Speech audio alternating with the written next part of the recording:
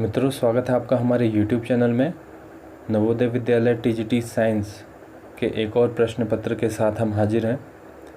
यह प्रश्न पत्र 2019 का है और इस प्रश्न पत्र में आज हम बात करने वाले हैं जनरल अंग्रेजी की, यानी सामान्य अंग्रेजी के प्रश्नों को हम यहाँ देखेंगे। इस प्रश्न पत्र में अंग्रेजी के 15 सवाल पूछे गए हैं और 2022 के एग्ज़ाम में भी अंग्रेजी के 15 प्रश्न पूछे जाएंगे। 2022 में बात किया जाए तो आपके यहाँ पर 6 प्रश्न सही होने चाहिए, यानी कि 40% क्वेश्चन आपके सही होने चाहिए। यदि आपके 6 प्रश्न सही नहीं होते तो आप रिटन एग्ज़ाम में डिस्क्वालीफाई माने जाएंगे। तो इसलिए आप इस वीडियो को अंत तक ज़रूर देखें और देखिए कि किस तरह के अंग्रेजी के प्रश्न आपके एग्ज़ाम में पूछे जा सकते हैं। तो शुरू करते हैं जनरल अंग्रेजी के प्रश्नों को। तो मित्रों देखिए, यहाँ से शुरू होता है जनरल इंग्लिश। इसके 15 प्रश्न होंगे। पहला प्रश्न देखिए, out of the 4 alternative suggested select the one which best express the given sentence in reported speech. तो यहाँ रिपोर्टेड स्पीच पूछा गया है। Ramiya said I shall be 21 tomorrow. तो इसका रिपोर्टिंग स्पीच क्या सही होगा? फोर्थ ऑप्शन यहाँ देखिए, Ramya said that she would be 21 the following day. दूसरा प्रश्न देखिए मित्रों,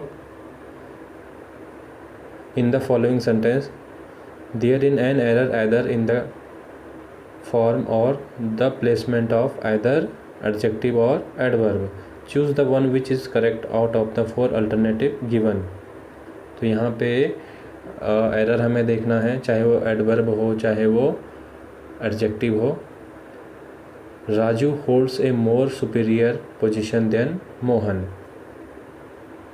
तो यहाँ पे जो एरर होगा, मोर यहाँ पे एरर है या मोर एक्स्ट्रा लगा दिया गया है, तो फोर्थ ऑप्शन यहाँ सही होगा, Raju holds a superior position than Mohan.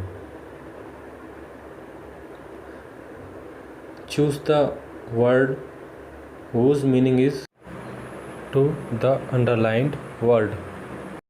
तो यहाँ पे अंडरलाइन जो शब्द है उसका हमें मतलब बताना है 4 ऑप्शन में से। Student are always diligent in performing their duties. तो यहाँ देखिए, डिलीजेंट का मतलब होता है हार्ड वर्किंग, यानी कठिन परिश्रम करने वाला। बाकी अन्य ऑप्शन इसके सही नहीं होंगे। अगला प्रश्न देखिए, select the word that is farthest यानी opposite in the meaning in the underline word. यहाँ हमें अपोजिट शब्द बताना है। The principal berated his student. तो अपोजिट मतलब होगा इसका प्रेज्ड, यानी प्रशंसा करना, जबकि बिरेट का मतलब है डांटना, फटकारना। तो इसका अपोजिट है प्रशंसा करना। 3 of the words are related in same way.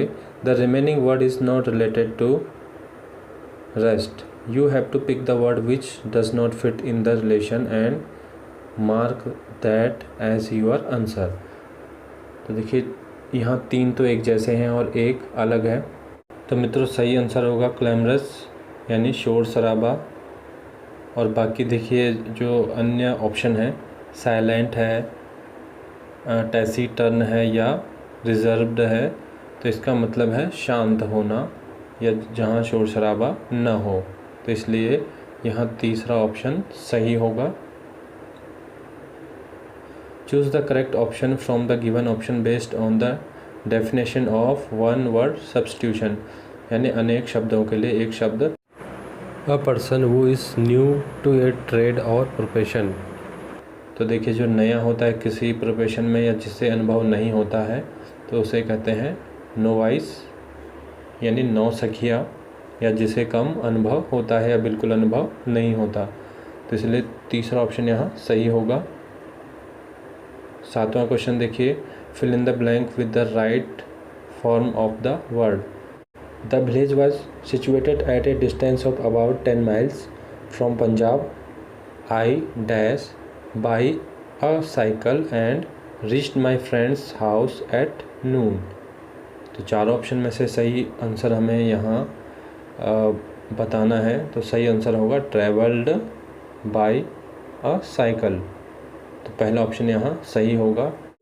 मित्रों अगला प्रश्न देखिए, select the word that is farthest opposite in the meaning to the given word. Bewilder, इसका अपोजिट हमें बताना है तो सही आंसर होगा इनलाइटन। बीवेल्डर मतलब हैरान होना।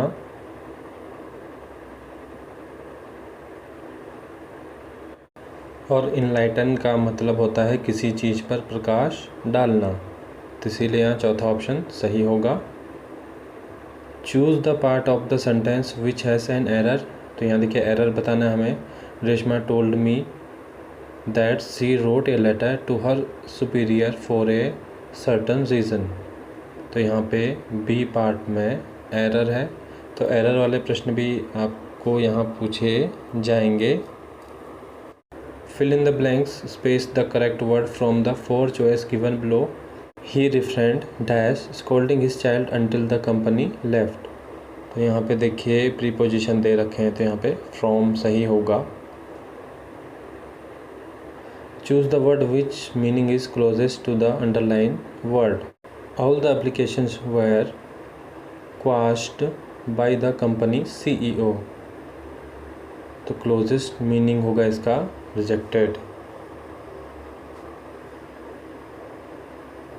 रिजेक्टेड मतलब अस्वीकार करना।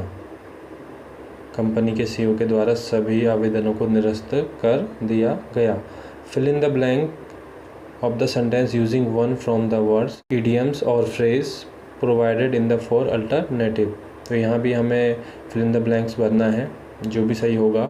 Nordisk has recently dash A product called glucometer. तो यहाँ पे सही होगा लॉन्च्ड। 4 ऑप्शन सही होगा। Replace the underline part in the given sentence which the correct option. The chief minister has no correspondence along with his China delegates for a long time.